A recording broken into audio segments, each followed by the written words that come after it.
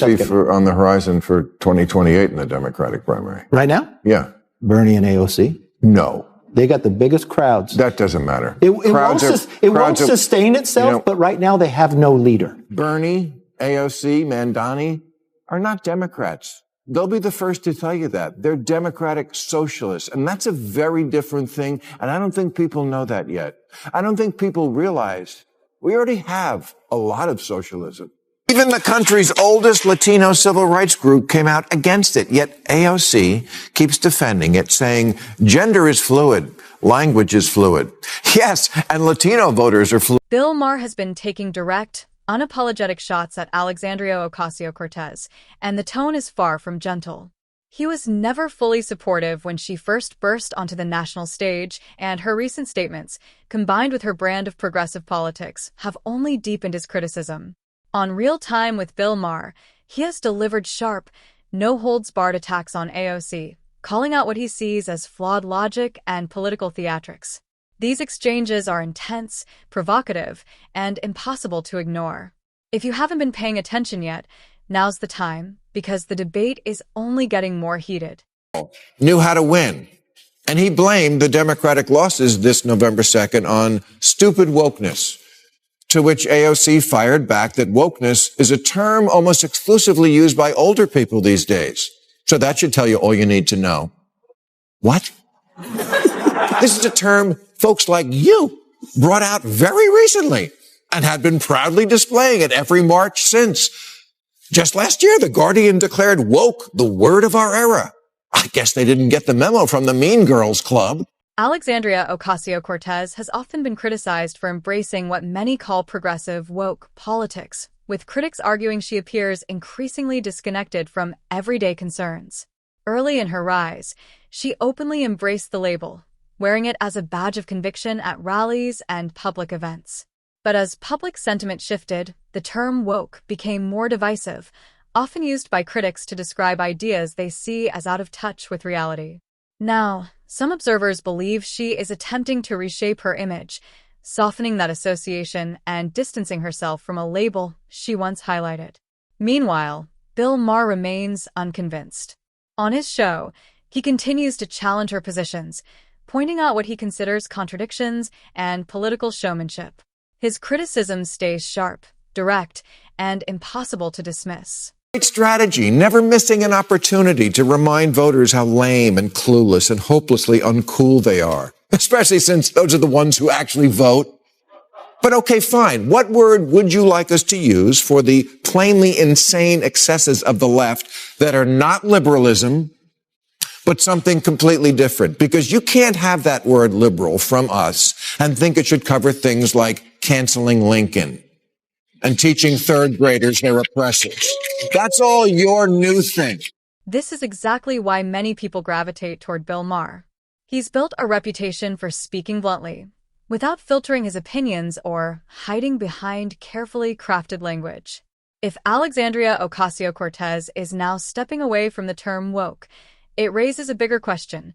What do these ideas get called now? Over time, a wide range of cultural and political issues have been grouped under that label, with critics arguing many of them push beyond what average voters consider reasonable. Maher's core point is simple: changing the label doesn't solve the problem. You can rebrand a movement or repackage its message, but the underlying issues remain. And people will continue to question, challenge, and debate them. I see a new poll reporting how much Latinos despise the woke term Latinx. It's about as popular with them as a reboot of Speedy Gonzales.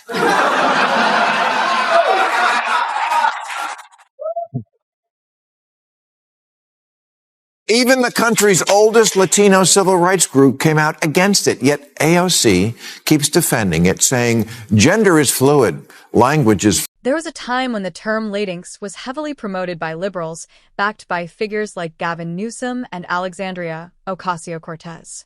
It was introduced as a modern, inclusive label, but many within the Latino community reacted with confusion and outright rejection.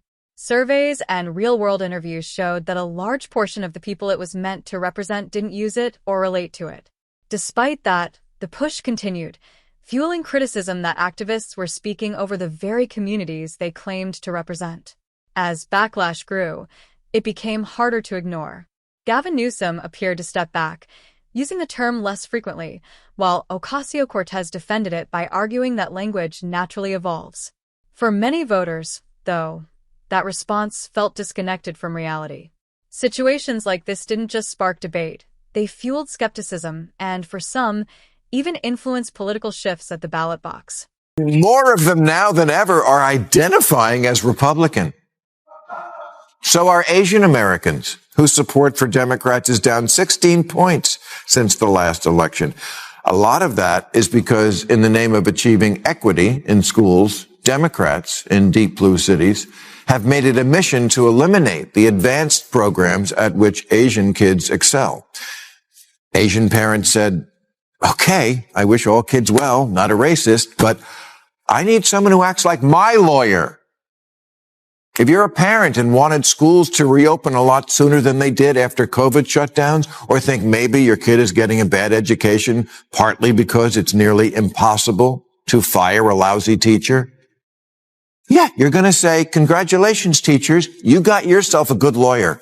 The Democratic Party's always got your back, 100%. But I've noticed my kid is kind of an idiot. The rise of the term Latinx followed a similar pattern, gaining traction among liberals with strong backing from figures like Gavin Newsom and Alexandria Ocasio-Cortez. It was framed as forward-thinking and inclusive, yet many within the Latino community met it with confusion and resistance. Polling and street-level feedback consistently showed that most people it was meant to represent didn't actually identify with the term. Still, the push continued, strengthening criticism that activists were out of touch with the communities they aimed to uplift.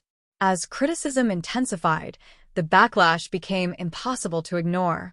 Newsom gradually distanced himself, while Ocasio-Cortez doubled down, insisting that language evolves over time. But for many voters, that explanation rang hollow.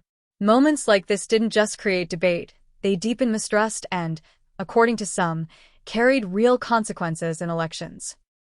We're on the horizon for 2028 in the Democratic primary. Right now? Yeah. Bernie and AOC? No. They got the biggest crowds. That doesn't matter. It won't sustain itself, but right now they have no leader. Okay?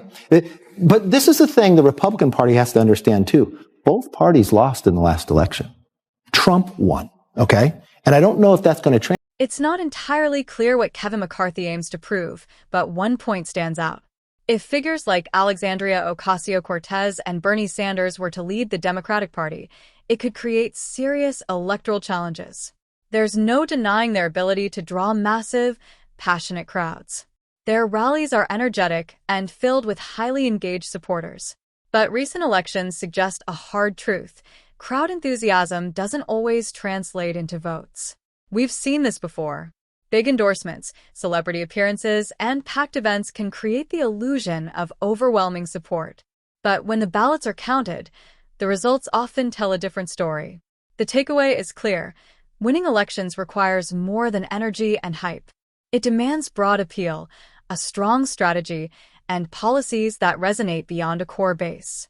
Without that, enthusiasm alone isn't enough. Jason, and then Vance and Jr. will fight it out for that crowd. AOC and Bernie, and who's at the top of the ticket? They're going to lead right now. Who's at the top of that ticket, Kevin? Because if it's not Bernie, he's going to be vice president and wait his turn? No, it would be.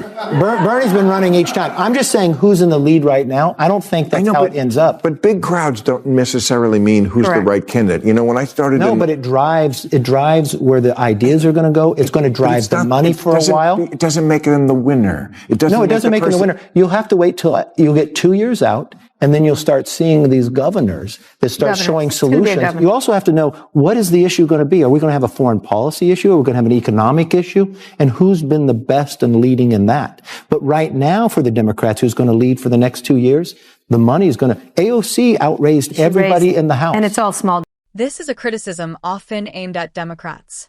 It's not about who raises the most money. It never was.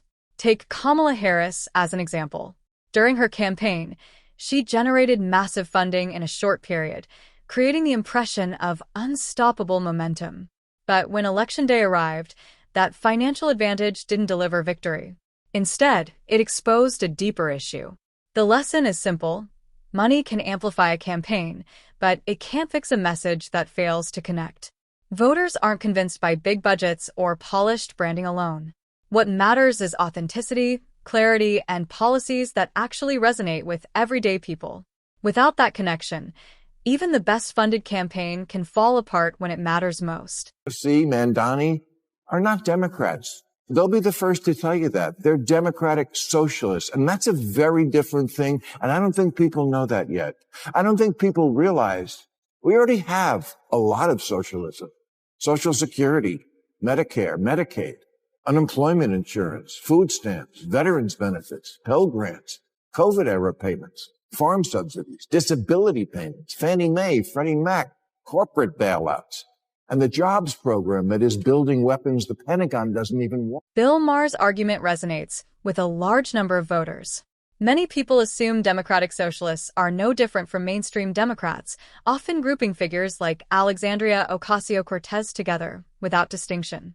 But the reality is more complex. While they operate within the Democratic Party, their views often align with democratic socialism, favoring a stronger government role in economic and social policies. For moderate voters, that distinction matters.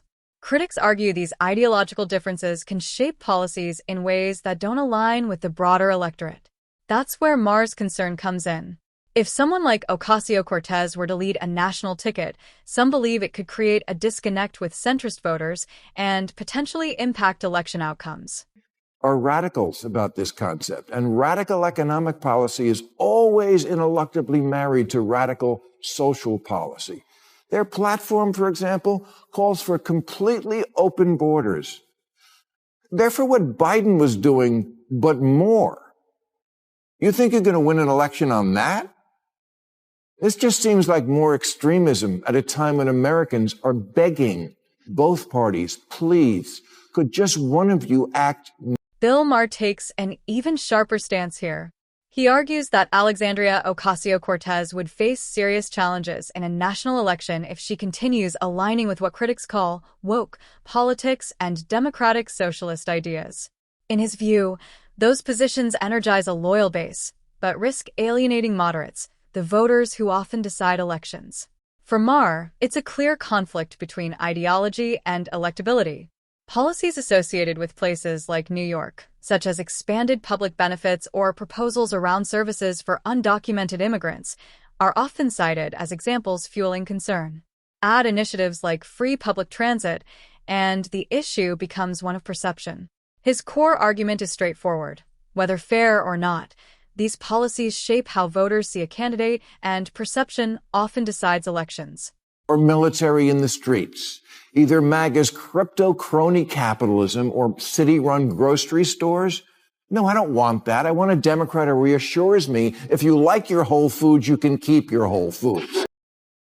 At its core, Bill Maher's message is simple and direct. Elections are not won on ideology alone. Success depends on perception, trust, and the ability to connect with everyday voters. While figures like Alexandria Ocasio-Cortez can energize a passionate base, that energy doesn't always translate into widespread support. Many voters are skeptical of rhetoric that feels disconnected from real-life struggles. They're looking for stability, opportunity, and practical solutions, not abstract ideological battles. The lesson is clear: momentum, money, and media attention mean little without broad appeal. If that balance isn't achieved, the same mistakes will repeat. As Maher warns, ignoring these signals doesn't just cost headlines, it can cost elections.